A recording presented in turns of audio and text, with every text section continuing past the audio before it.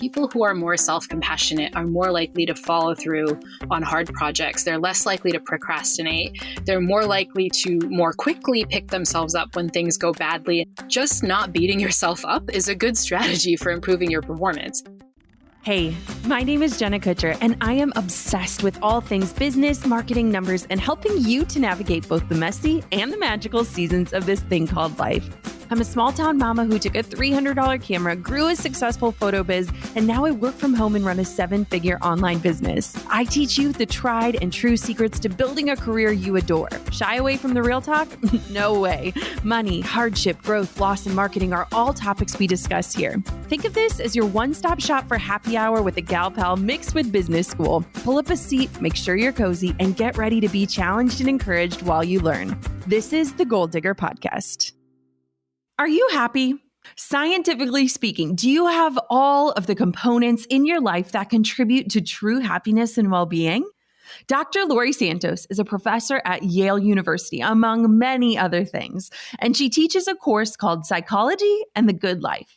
Dr. Santos was motivated to design the class to address the alarming increase of young adults facing stress, anxiety, and depression by leading her students through the research and scientifically backed elements of happiness and well-being. That course became the most popular course ever taught at Yale University. Now she's transformed the course into an incredibly successful podcast called The Happiness Lab, with a mission to share the latest research of happiness and well-being. As Dr. Santos shares in our conversation, it's not always the things we suspect that bring us true happiness. I love when we have the opportunity to speak with experts like Dr. Santos, and I'm personally excited to ask her about the misconceptions of happiness, methods of self-care that are actually scientifically supported, and what she anticipates will challenge us as we emerge from over a year in isolation and the trauma brought on by the pandemic. Here is Dr. Laurie Santos. Thanks to Sakara for supporting Goal Digger. Sakara is a nutrition company that focuses on overall wellness, starting with what you eat. Their organic, ready-to-eat meals are made with powerful plant-based ingredients and designed to boost your energy, improve your digestion, and get your skin glowing. And right now, Sakara is offering you 20% off your first order when you go to sakara.com/goaldigger or enter the code GOALDIGGER at checkout. Thanks to Fiverr Business for supporting Goal Digger. Fiverr Business is a modern workplace for the digital world. No more scattered feedback. Collaborate with your team, manage projects, and share freelancers all in one workspace. Get 1 free year and save 10% on your purchase at fiverr.com/business with the promo code GOALDIGGER10. Welcome to the show, Laurie. I am so excited to have this conversation with you today. Thanks so much for having me. Yes. Okay. So I am dying to know, where did your journey to study happiness and well-being begin? What is the story behind this story? Yeah. So, I mean, I've been an academic psychologist forever, basically. I've studied psychology for a really long time, but my interest in the science of happiness started when I took on a new role at Yale. I became a head of college on campus. And so Yale's one of these funny weirdo schools like Hogwarts and Harry Potter, where there's like colleges within a college, Yes. And so I'm head of Silliman College, which means I live in this dorm with students, right? I eat with them in the dining hall and hang out with them in the student coffee shop. And in this new role, I really didn't like what I was seeing. I was seeing the college student mental health crisis up close and personal, with like so many of my students reporting that they were just, depressed and feeling anxious and overwhelmed. I had, students who were experiencing suicidality, right? It just wasn't, what I thought college life should be like, right? Yeah. And so the journey to the science of happiness was really that I wanted to do something to help my students. I really wanted to give them, strategies that were evidence-based that they could use to feel better. And because, I'm a nerdy professor, the best way to do that was, to teach a new class on it. So I developed this whole new class called Psychology and the Good Life. It was like a new class, at this, university. And so I thought like 30 or 40 students would show up. And so you can imagine my surprise when it became like the biggest class ever in Yale's history. Over 1,000 students, a quarter of the entire campus showed up. And wow. It was a little surreal, but it really taught me that, students are voting with their feet. They don't like this culture of feeling stressed and anxious, and they wanted some strategies to do better.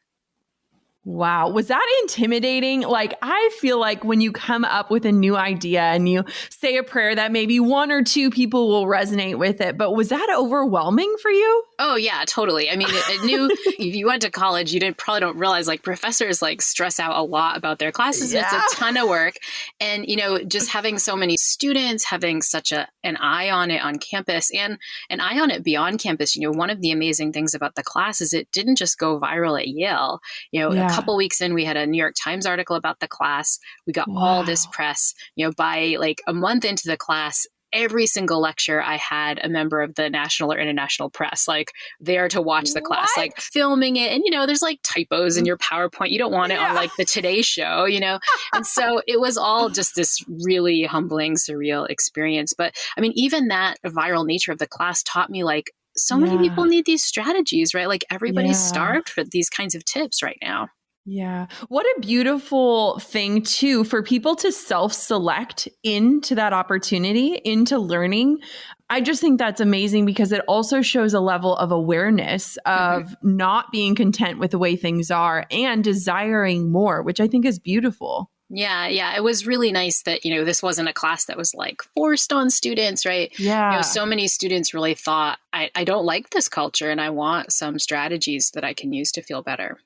Yeah. So before we dive any deeper, I want to know, like, how do you define happiness? Is it physiologically? Is it universal? Is it individualized? I think this is an important point before we move forward. Yeah, totally. And so I think right at the outset, it's worth saying that, happiness can be lots of things. There's probably more definitions of happiness, as many definitions of happiness as there are people, right? And when I teach the class and when I think about happiness, I use a very nerdy a social scientific definition of happiness. And so these days, psychologists think of happiness in two ways. Happiness is having joy in your life, and it's also having joy with your life. And so being happy in your life is really about experiencing positive emotions, right? Your ratio of laughter, joy, all the good stuff should be, pretty high relative to the negative stuff like sadness, anger, and so on. Not no negative things. This is something we might talk about. You want, some negative emotion in there. That's part of the human experience, but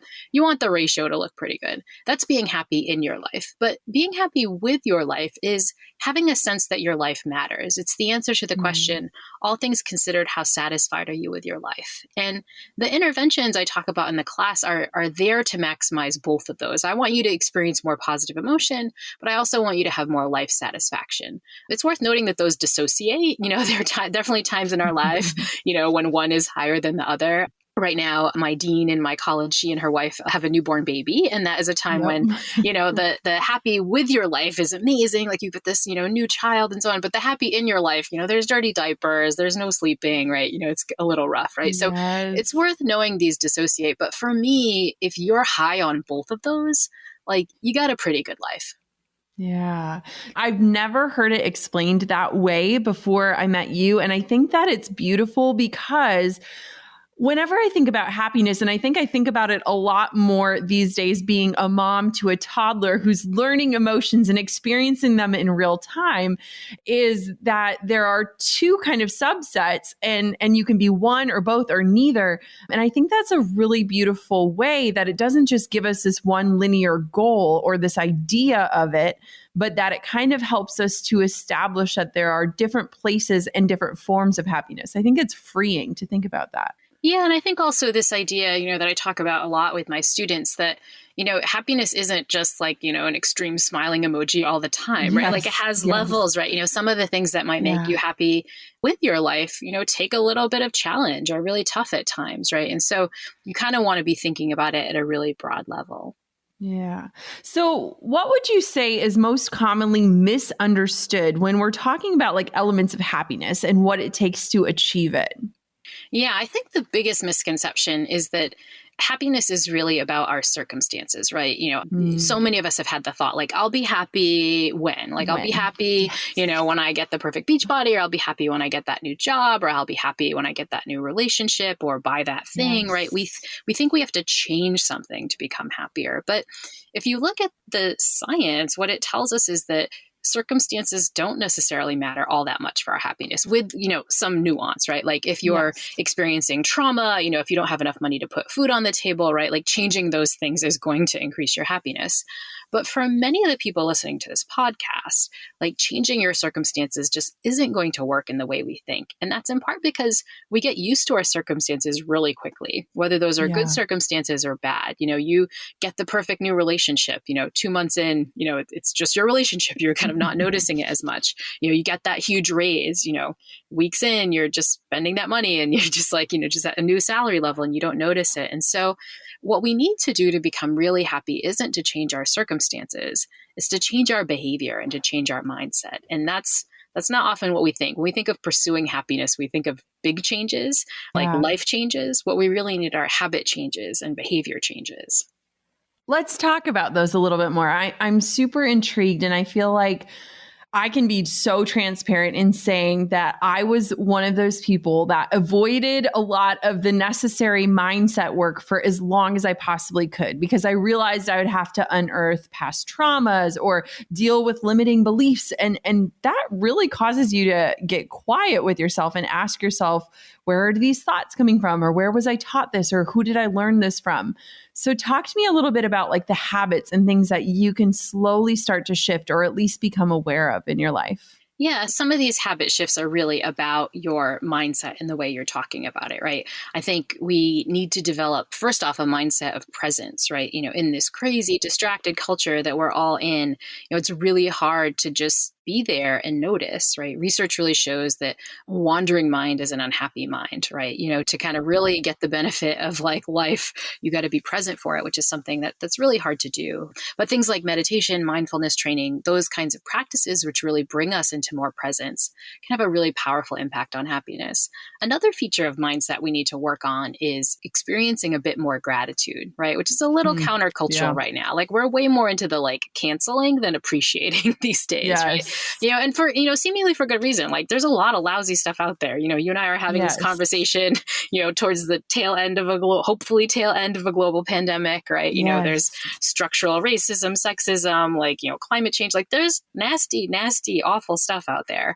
But the research shows that if we want to have the bandwidth to deal with that nasty stuff, taking a time to experience a little bit of appreciation, thankfulness, gratitude is really the way to go. It's a way to improve your happiness, but it's also a way to improve what's called your self-regulation, your ability to do hard stuff, your ability to like not screw over your future self and just do the hard thing now. Research shows that more grateful people eat healthier. Grateful people tend to exercise more. They take care of their bodies more. Grateful people are more likely to save for the future. They're more likely to do the hard thing right now rather than kind of put it off. And so this act of kind of appreciating what is there, even the tiny things, can really be a mindset shift that helps our happiness, but also helps our performance.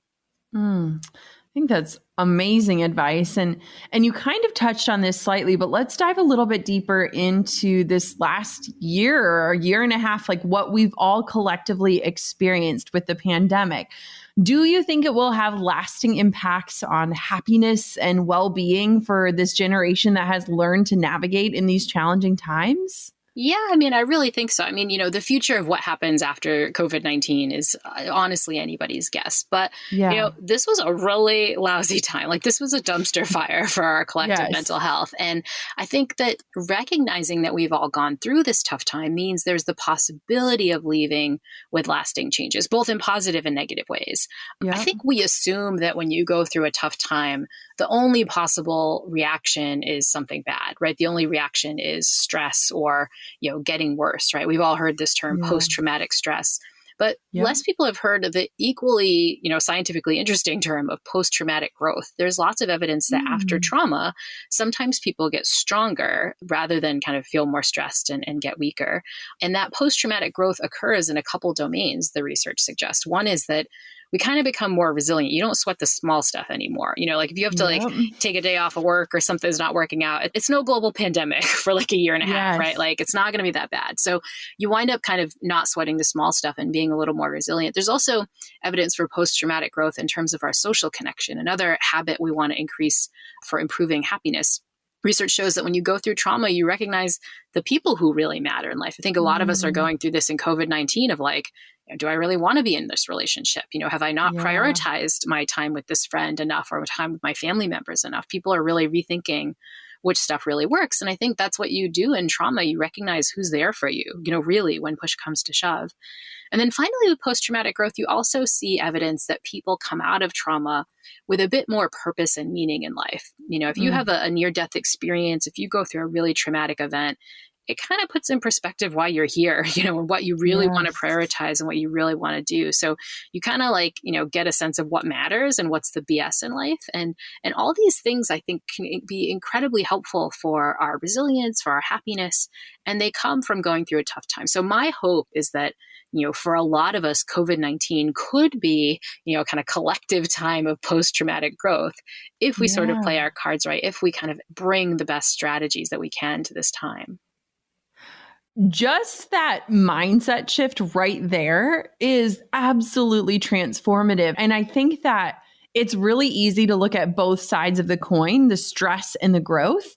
But I think that they can coexist, right? Like we've definitely all navigated those stressful times, but we've also hopefully grown. And all of the ways that you suggested, I know me personally, through the pandemic, I think your priorities get strained out. I think you learn how to enjoy life in a simpler way. I think there's that other side of the coin, which I love that you're talking about, because I think it really challenges us to look at that in a whole different way. And I think that's really, really powerful. Yeah. So one thing I want to talk about, because I'm just so curious, is all of this focus on self-care, right? Like this is a movement that's really taken hold. And in the last year, it seems like people have been really promoting self-care in a new way. It's almost like people are kind of done with the hustle culture, the burnout culture. And there is a deeper focus on prioritizing on our well-being, especially when we were navigating the pandemic. So I'm curious, what would you say are some scientifically backed methods of self-care as it relates to happiness and well-being? Are there any? Is it all a hoax? Walk me through this. I'm so curious. Yeah. Well, I think, there are definitely science-backed ways that you can care for yourself and kind of boost your well-being. I worry, though, about the term self-care because I think it sets us off on the wrong path, right? This idea of self-care really conjures up this idea of selfish care, right? Yes. Me, treat yourself, right? And if you look at the research shows that self-care doesn't usually look selfish. Usually self-care is other-oriented. Self-care involves connecting with people, right? Making time for your friends and family members, just literally hanging out with other people. Research shows that a necessary condition for high happiness is the feeling that you're socially connected, is being around other people. But more than that, the research shows that self-care can really be about doing for others too. The science shows that people who donate more money to charity, people who spend their time on volunteer activities, they're happier than people that don't, controlled for income and controlled for the amount of free time you have. And so, because sometimes when we're thinking of self-care, we think we have to do for ourselves. We have to buy ourselves a bubble bath or treat ourselves to a nice glass of rosé or something. And that's ironic because the research shows that money spent on other people will make us happier. So every time you want to kind of buy that bubble bath for yourself or treat yourself to a glass of rosé, that's a time to send that bubble bath to a good friend or treat your coworker to a really nice bottle of wine. That's not what we think, but the science shows that we get a bigger happiness boost if we spent on others than if we spent on ourselves. That is so fascinating. I love that you bring up to self-care and this thought of selfish, because I think that we have deeply intertwined that idea. And so reframing that actually feels really exciting. I think that's really great. Have you noticed people getting more creative with what that looks like if you flip the script and look at serving others? Because I think we've had to get really creative this past year on what it looks like to show up for other people. Yeah, totally. I mean, I think, just physically showing up and being socially connected has been trickier, right? You have to do that in a way that's physically safe in COVID. But I think people have gotten really creative with that. I have friends who, do lots of Zoom yoga with one another. I've been setting up a Zoom spa night with my college roommates. I think what this pandemic has taught us in terms of social connection is that it doesn't have to be just with the people in your zip code, right? Or the people in your time zone, right? Like you can use technology to connect with these people you care about who might have, been in a different part of your life, and you can kind of reconnect with them. But I also think the pandemic's giving us a few ways that we can be other oriented in this kind of pro-social or doing for others way. Many of us are getting these little windfalls that, we don't notice that much, but we could use in a more other oriented way. So I'm thinking about things like little mini windfalls in terms of money, not everybody's getting this, but some of us are like, not paying as much on our commute because we're working from home, so we're saving, I don't know, the subway fare. Or some of us are, for example, not going out for coffee as much. I know personally, I don't swing by my coffee shop as much. I'm not going out to eat or buying clothes for parties or things like that. These are little bits of money, but there's stuff that we can use now that we weren't spending before that we might be able to spend, on someone else, so maybe you donate that money you're not spending on your latte to a local business, or you use it to just buy a little, gift for a friend of yours that you haven't, connected with in a bit. That's the money side. But I think some of us, again, not all of us, but some of us are getting little mini windfalls in terms of time. Again, not everybody. If you're like remote schooling kids, or, you mentioned you have a toddler, it might be tricky. But again, that commute time, right? That's 10 minutes here and there we could use in a positive way to text a friend and check in, or try to, set up a time, with a colleague of ours to, get a Zoom drink or something. The time that we're saving, again, not going to those parties, not going to concerts or movies, that's free time that we sometimes think, oh, that's like plop down and watch Netflix time, which is fine. But we're doing that maybe at an opportunity cost of ways of connecting with other people and ways of doing for other people. So recognizing like, hang on, even though I'm feeling a little time strapped or money's tight, there are these little windfalls that, are just there. You might be able to use those in more happiness productive ways. And the happiness productive ways are often other oriented ways. I think that's so powerful. When you think about, like, given the nature of entrepreneurship, so many of our listeners are entrepreneurs or side hustlers or like really big dreamers. And often as a solo endeavor, and it requires some incredible sacrifice in pursuit of financial goals. I want to know, do you believe that entrepreneurs might be especially prone to seeking things that don't actually bring us happiness? Like, I know for me, I left the ladder climbing corporate job only to build my own ladder and not like where it was leaning. So let's walk through this idea. Yeah. And so this is, gets back to the misconception we mentioned about, circumstances don't make us as happy as we think. And I think one of the biggest circumstances we get wrong is circumstances having to do with money. Like, we know, oh, money doesn't make you happy, but kind of we think that if we could be successful and have all the accolades that go with getting money, we would be happier. Otherwise, we wouldn't, be chasing that as a carrot so much. All your entrepreneurs wouldn't be working as hard. They'd be taking 10 hours off a week if they weren't as worried about that paycheck, right? And the research shows, again, just like with the circumstances stuff, if your circumstances are dire, if your financial situation is awful, you can't put food on the table or a roof over your head, yes, getting more money will definitely help. We need a living wage, to kind of protect people's happiness.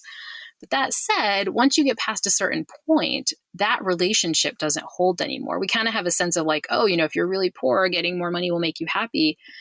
But that correlation drops off. And in some research, there's evidence that in the US right now, it drops off at around $75,000. That's the point at which, like, if you double or triple your salary after that, you're just not going to get any corresponding benefit in terms of reducing your stress, improving your positive emotion. It just doesn't do what we think.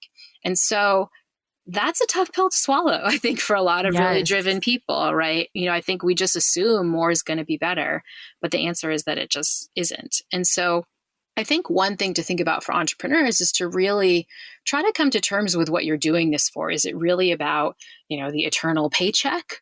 Or is it about something else? Is it about reaching people? Is it about doing good in the world? Is it about, trying something courageous? Is it about a zest for life and excitement about creating? Those latter things have nothing to do with a paycheck.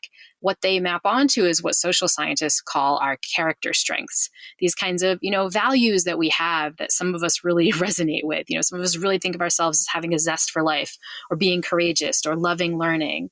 There's big kind of lists of these things. And the research shows that if you're pursuing a job or pursuing a career that allows you to exercise those strengths, then you're going to be happier. In fact, if you're pursuing a career or a job that allows you to exercise the particular strengths that you value the most in life, what some scientists call your signature strengths, that's going to be a career that fulfills you. And so it kind of has nothing to do with money in these ways we don't expect. You can find people who are fulfilling their strengths with all kinds of low-paying jobs.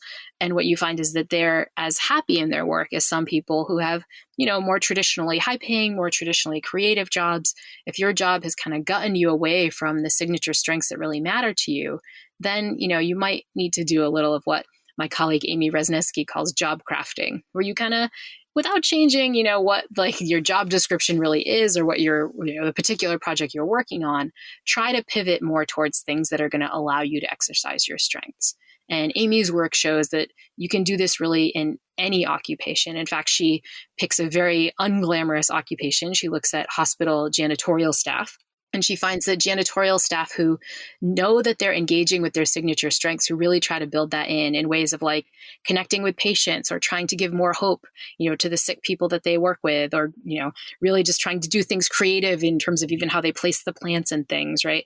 Hospital workers who are bringing in those kinds of strengths, and particularly the strengths that they resonate with most, they're happier and they see their job as a calling. They see a job that involves, cleaning floors for sick people as a calling in life, just simply because of the way they reframe things. And so I think that has, a lot of kind of advice that provides a lot of advice for how we can think about changing our jobs and our careers around to be a little bit happier.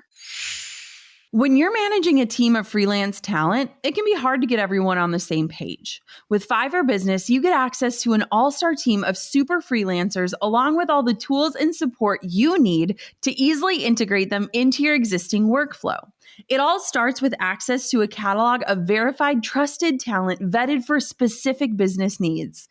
The Fiverr Business team matches you with the best talent for every project, multiple freelancers if you need them, and you can manage those projects, streamline feedback, and facilitate collaboration between those freelancers so that the job gets done right and on budget. Web programming, app development, video production. You can book talent across so many types of projects, and then you and your team can brainstorm, provide feedback, and truly collaborate with the freelancer in an efficient, effective online platform built for precisely that. Collaborating online hasn't been this easy since ever. And right now, you can sign up for Fiverr Business absolutely free for the first year. Get 1 free year and save 10% on your purchase on Fiverr Business with the promo code GOALDIGGER10. Just go to fiverr.com/business and don't forget promo code GOALDIGGER10. I love to fuel my body to feel strong and energized, and Sakara is a part of that routine. Sakara gives you the ability to not just eat healthy, but truly enjoy it. With chef-crafted, plant-rich meals that build a foundation for radiant health, their organic, ready-to-eat meals are made with powerful plant-based ingredients and are designed to boost your energy, improve your digestion, and get your skin glowing. The menu of creative chef-crafted, ready-to-eat breakfasts, lunches, and dinners changes weekly, so you'll never get bored. And it's delivered fresh to your door anywhere in the U.S.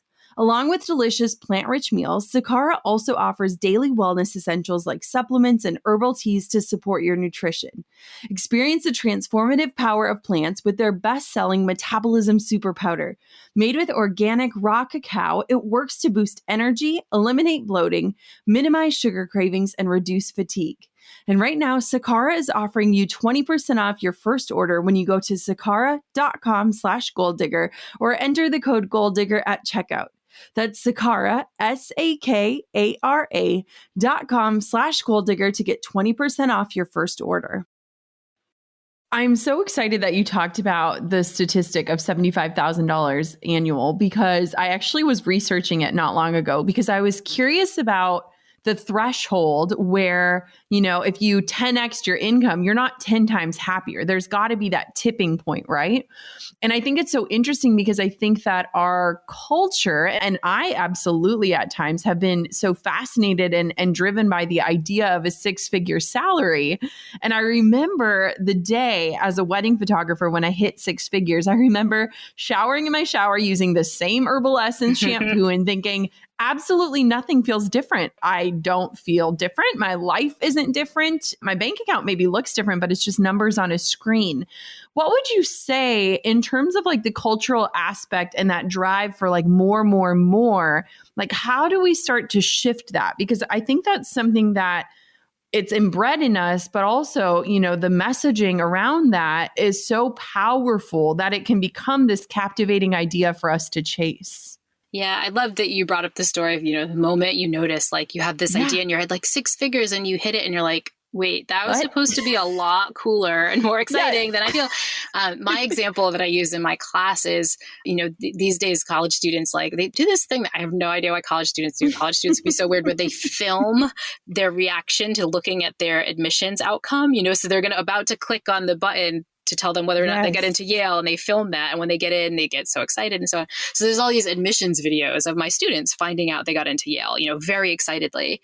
My students will say like, yeah, in that video, I screamed and I jumped around. But about 30 seconds later, I was like, oh, like, okay, now I just have more homework to do. And now I'm pre-med. And now I'm like just chasing the next carrot. Like we put these kind of moments in these circumstances like really high, and we predict affectively that they're going to feel amazing.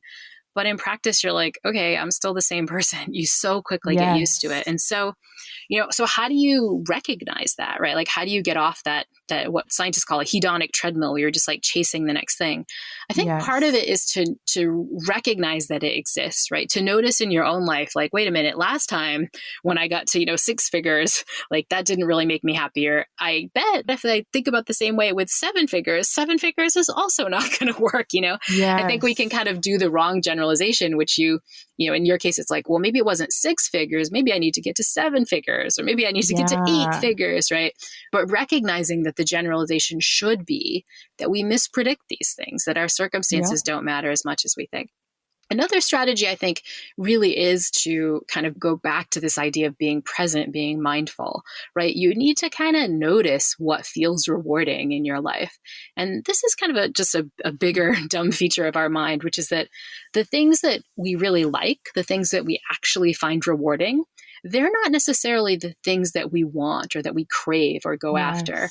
Research shows, neuroscience research shows, this is like looking at the circuits in the brain, that the circuits of the brain that code what we want, what we crave, what we're basically going to put lots of motivational effort into, what we like stress ourselves out about, those things are completely different than the things that we actually like, which is a really stupid way to design a brain. But, when you realize it, it makes so much sense, right? Think about, for me, I'm like try not to be, but I'm like totally a sugar junkie, right? Like I really want that cupcake, or I really want, that extra piece of dessert, and I like crave it. If it's in the fridge, I'm like thinking about it during the day, and then I get it and I'm like, okay, it's kind of still like, I didn't really like it that much, or like, you can get in your head about, getting this accolade. Like I really need to get to this point in my career. I need to win this award or get this publication in academia, right?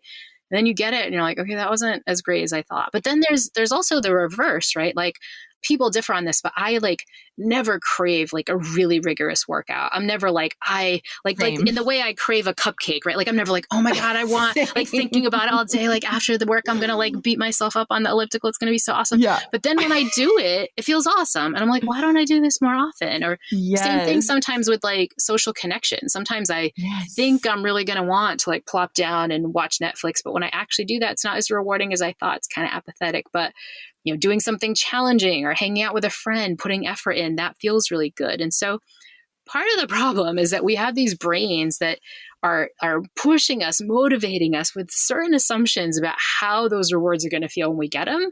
And then we get them and then they don't really work. And then we have brains that also don't have a clue about motivating us towards the stuff that's really going to be good for our well-being if we engaged with those practices. And so for me, what that's taught me is like, I have to be really mindful and very explicitly pay attention to what feels good, because I can't trust my like natural motivational systems to do it for me. That's super powerful. I love how it's almost like permission to like really listen to yourself more.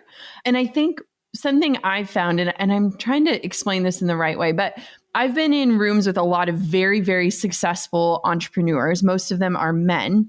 And my husband and I usually leave these events and we get home and we're eating takeout sushi on the floor and we're watching our baby monitor. And I just remember this moment where we just laughed because it was like, I might have been the lowest earner in that room, but I carried myself with the most contentness and recognizing that being content is not being complacent. And I think that those two things can get really confused these days. Yeah. Am I onto something with that thought? Because as an achiever, I used to think being content just meant you didn't care anymore, that you weren't driven. Yeah. I mean, I think this is a common misconception. It's about contentment, but it's also about giving yourself a little self-compassion, right? Like just giving yourself a little grace. I think there's this sense that if we go about giving ourselves some grace that, that's weak, right? This idea of compassion is sort of weak, right?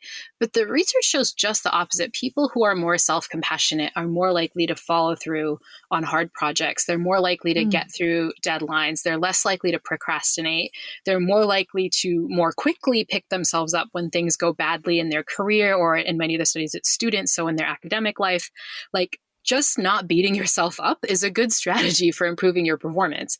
But we kind of think like, no, to be a high achiever, I have to like beat myself up. I have to be this horrid inner drill sergeant all the time.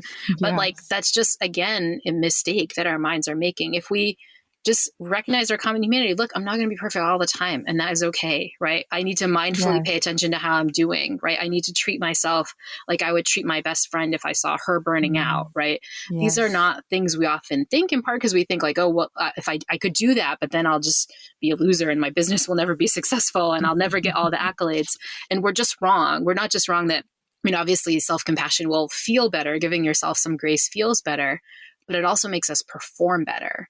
We have to kind of come around to the fact that your contentment, your like not burning out, these things wind up allowing you to achieve whatever it is that you want to achieve professionally, not just even in terms of your happiness. Of course, it works for that. But your story about kind of, you being like the most content person also leads me to another thing I think we get wrong, which is in our quest for accolades and our quest for money, we sometimes have an opportunity cost of something that really does matter for happiness. And that's having a little bit of free time. There's a lot of work these days in social science on this concept of what's called time affluence. This is the like subjective sense that you have some free time, that if you were to, look in your GCal, there'd be space there as opposed to it's packed to the brim. Time affluence is the opposite of what many of us feel, which is what's called time famine, where we're literally starving for time. And, we're learning scientifically that time famine works physiologically a lot like hunger famine, where you're putting your body under stress, you're, triaging things, you're making poor decisions. It's like you're hangry basically, but you're like time-gree or something. And it has a huge hit on our well-being. In fact, one study shows that if you self-report being time famished a lot of the time, that's as bad for your well-being as if you self-report being unemployed. We know, especially during COVID, like being unemployed has a huge hit on your happiness. But if you're just super busy all the time, that you're giving yourself that same hit. And so one strategy is to really make sure you're making good use of time. Like that alone can improve your happiness. It's also to sometimes give up money to get back more time, and to frame your decisions as such. Some of us, during COVID might have gotten, food delivery or curbside pickup or something. Next time you do that, really do a calculation of how much time you saved. You get that veggie burger and fries, like that was veggies I didn't have to chop up, or like potatoes I didn't have to fry, or dishes I didn't have to do, or a grocery store I didn't have to drive to. That was, 2.5 hours I saved, right? Just doing that calculation can make you feel like, oh, I have a breath, fresh air. And that's true, anytime you're sort of spending money to get time back. Another great strategy for improving time affluence is to make really good use of what researcher Ashley Willens calls time confetti. So one funny scientific finding is it turns out we have more free time now than we did like 5 or 10 years ago, not just during COVID, but like in general. The problem is our free time is broken up into really stupid pieces, like, that 5 minutes before the Zoom meeting, or, the 10 minutes when your kid falls asleep early. That's what Willens calls time confetti, like these little pieces of time that are like floating around. And we tend not to use those wisely because it feels like that's just 4 minutes, what are we going to do in 4 minutes? But she finds that using your time confetti well can make you feel more time affluent, but it can also make you happier, especially if you're using your time confetti, not just to like tick off more things in the to-do list, not to like write half an email that's going to stress you out as you run to your next meeting, but like to really do things that are going to promote well-being. So she recommends making a time confetti wish list, like a time confetti to-do list. I love that. So when you have, your kid falls asleep early, you're like, oh my gosh, I have 8 minutes that I didn't expect. Like you can look on the list and see, oh, I should, write in my gratitude journal, or I should text a friend and just, give a compliment, or, do something nice for someone. Like that time confetti wish list for me has been really helpful. Cause when you get the 5 minutes, for me, it's like the social media or email check is like very salient, right? But, take a moment to breathe, 5 deep breaths. Like I tend not to remember is a thing I can do, but when I do those things, I feel so much better. This is so inspiring to me, because as you were speaking, I'm like, wait, you are spot on in the sense of like, I genuinely am able to and afforded to and have the privilege to look at time as my currency. And it allows me to, exchange money to buy back my time.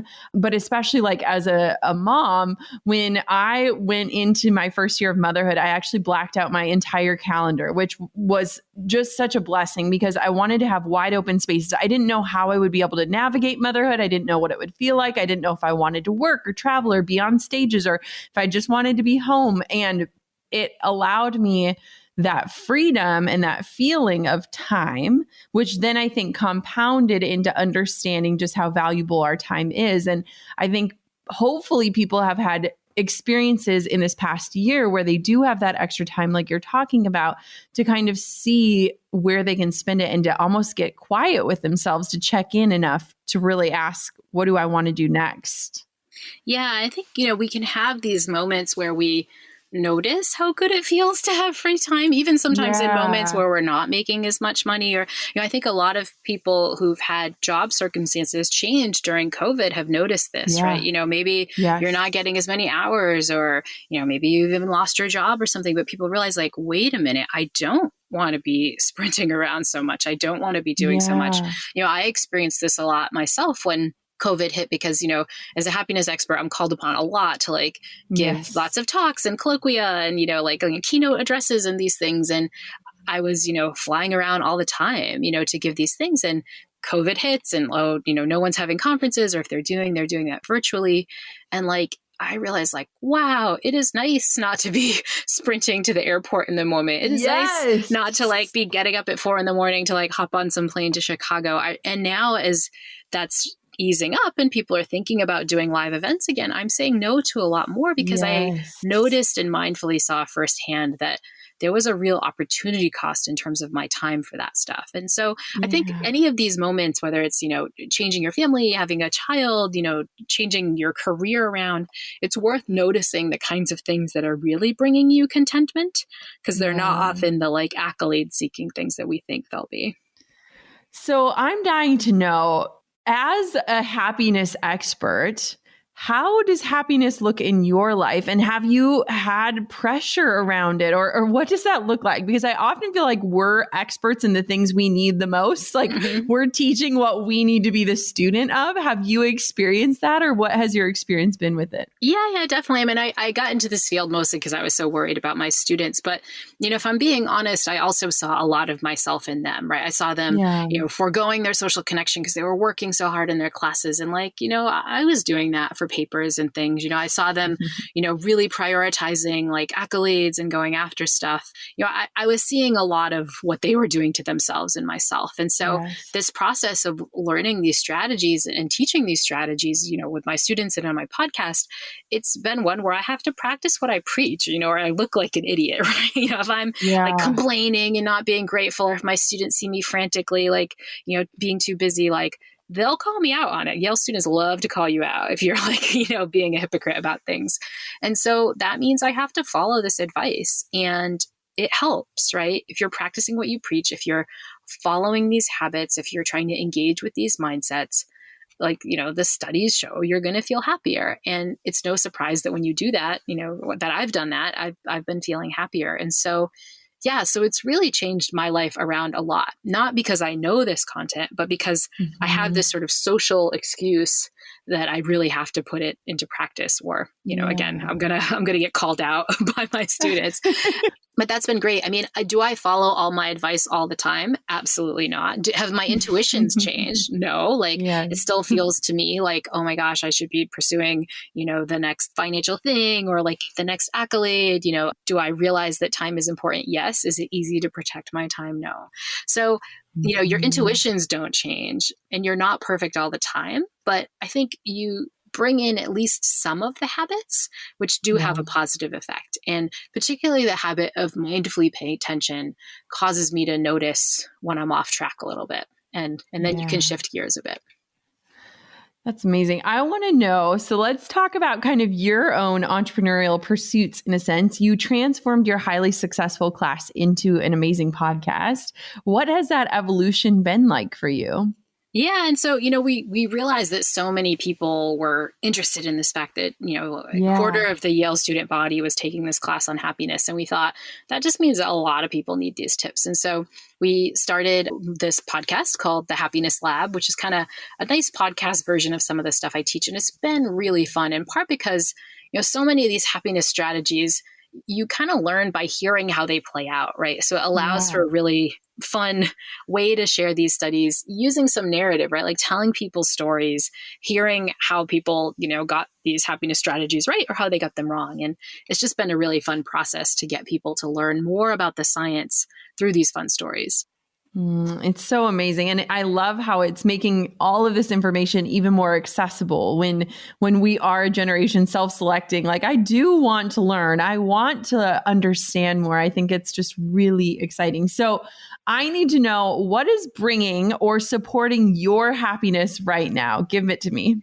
Yeah. Well, one of the things that's really supporting my happiness right now, I'm not sure if you emailed me directly, but I have this really over the top away message that just basically says, I'm so sorry. You probably emailed me about something cool, but I'm really on this project to protect my time affluence right now, which means I can't do any more cool stuff. I'm so sorry. Maybe that will change in the future, but right now I have to prioritize this different thing. And that has been super, super helpful, because people feel really guilty, putting one more thing on your plate when you've just told them, for my own well-being and to protect myself against burnout, I'm really saying no to everything right now. People are like, oh, okay, I guess my, conference paper that I was going to ask you to do is not that important. And that's like a preemptive no that I say a lot. So that's been really, really useful. For me during the pandemic, it's been being especially intentional about social connection. I can't tell you how many Zoom yoga classes or Zoom spa nights I've scheduled, socially distanced walks with friends. For me, and I think this is true for lots of the entrepreneurs listening, both COVID-19 and the general nature of the work means you might not be getting social connection in the same way. You might not go to office and have the office water cooler chat. You really got to build it in much more. And the nature of the kind of natural social connection you might be getting, going to a coffee shop and chatting with a barista or seeing people, incidentally, it's just not happening as much anymore. And so I've really been very intentional about replacing that. And I think that's had a huge positive impact on my well-being during this tough time. That's a beautiful challenge for all of us as we start to enter the world again too. And we've forgotten what social stamina is, and we've forgotten how to have conversations. I'm excited for us to kind of enter with this new perspective and hopeful new energy of how important this is for all of us. I love it. Yeah. And I think it's worth recognizing that we have to do that in a way that, again, has some self-compassion. I just got vaccinated. Woohoo, very exciting. And I'm starting to see friends who've been vaccinated. And, I'm out of practice. I'm out of the in real life social practice. And that's okay too, right? You can take baby steps. You don't have to jump back in. And so giving yourself the grace to kind of come out of this tough time however you need to is also something I think is advice that we all need to hear. I think we can all take a deep breath, because the one beautiful thing about it is that it's been a collective experience, which doesn't happen often. So we're all kind of at the same place in a beautiful way. Yeah. That's one thing that I think has been so challenging about this time too, right? Is that, usually if you're in a tough place, your friends are okay, your spouse is okay, and vice versa. If your spouse is going through a tough time at work, you're doing all right. And I think one thing that's been so tough about COVID is like, we've all been going through this tough time together, right? We're all burning out. We're all feeling apathetic. Yes. And how great it is that we as a society can emerge as one, with a new lease on life, a new lease on our social connection, a new lease on habits that we bring in. It can be a kind of collective fresh start that we all need. Yes, amazing. Where can everybody find you, connect with you, listen to your show, find out more about what you do? Give us all of the places that we can connect. Yeah, well, everyone should check out my podcast, The Happiness Lab, which you can get wherever you download your podcasts. You can follow me on Twitter at Laurie Santos. And if you want to learn more about how to take the Yale class, because it's available online for free, you should check out Coursera.org, and the class is called The Science of Wellbeing. Amazing. Thank you so much for coming on the show today and for sharing your expertise and for shedding a light on such an important topic. This was such a treat. Thanks so much for having me. What a powerful interview with an incredible woman. I am just so excited about this episode and the message that we're sharing. And I think that if anything, it should cause you to pause and really take inventory. One of the things I love is how Dr. Laurie talks about how our brains kind of trick us into pursuing the wrong things. And happiness sometimes lies in those unexpected moments, those times when we're actually present to what is happening. And I think it's a good challenge for all of us to get quiet enough with ourselves to really investigate, when am I most happy? What does that look like? Am I chasing the wrong things? How does the work that I'm doing today really show the values that I hold for myself and my future? I hope that you leave today feeling inspired, and heck, I hope you leave feeling happy. Thank you so much for listening to another episode of the Goal Digger Podcast. Until next time, keep on digging your biggest goals. I'm over here giving you a virtual high five because you just finished another episode of the Goal Digger Podcast. Did that go by way too fast for anyone else? If you want more, head over to goaldiggerpodcast.com for show notes and all the discount codes from today's sponsors. And if you're looking for a new crew of movers and shakers like you to bounce ideas and ask questions, be sure to join my exclusive community for Goal Diggers on Facebook. The link's waiting for you at goaldiggerpodcast.com.